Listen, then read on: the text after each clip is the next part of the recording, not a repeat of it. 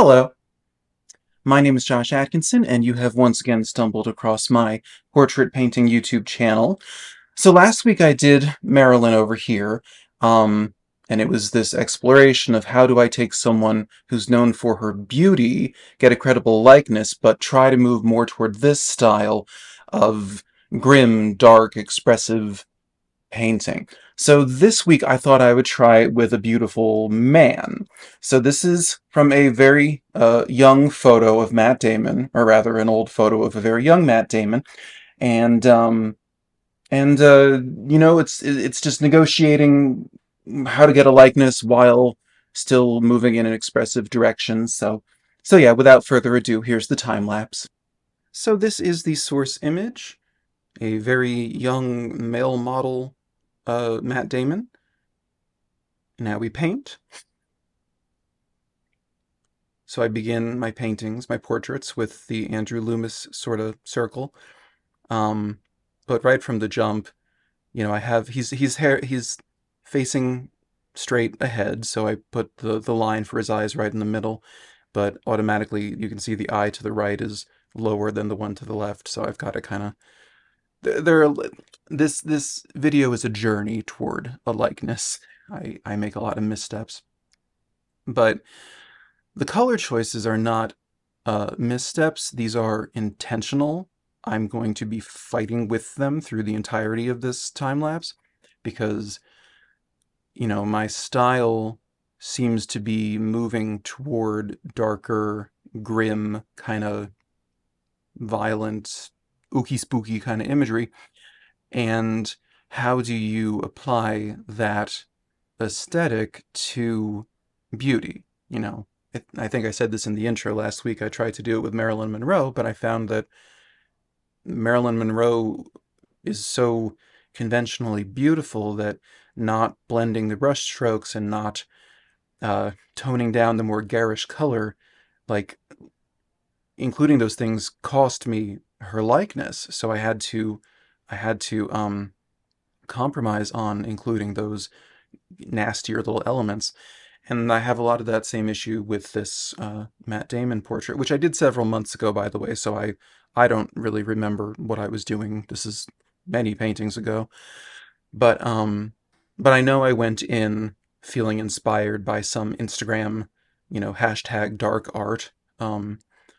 Some people who are absolutely brilliant at bringing in greens and black into into normal portraiture, and I don't know that they're always striving for a likeness as much as I am, but I like the end result. So here I'm trying to marry my dark painting itch to my itch to get a credible likeness.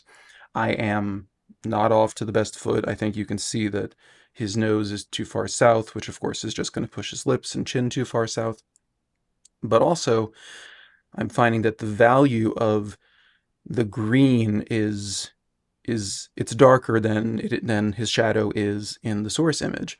So that's costing me likeness, and I'm kind of at this stage I'm probably in denial about that. I'm like, trust the process. That's what everybody says, right? Trust the process. Um, but but I guess deep down I wasn't trusting the process. I knew that the process was abandoning me at this point. But I kept going. He looks sort of canine at this juncture, like, I don't know, Pitbull or Saint Bernard or something, or I've just moved his nose quite further down than his nose is. So that gets resolved later. Look at that pretty purple, nice shadow base color for the white army outfit. I also never paint color from black and white, so I guess that was another intentional decision. If I was going to go into this murky, dead at the bottom of a swamp kind of skin tone, then I thought, why not do it without the suggestion of what his real skin tone would look like, kind of interfering. But anyway, yeah, that does not look like him yet. But in time, I will get it there. I, just murky. I was going for murky, but I wanted murky Matt Damon. Can you have a murky Matt Damon? Is he just too pretty for Merc? Was Marilyn Monroe too beautiful for? Yes, and she was too beautiful for grimy. Still, I'm going to keep going in this direction.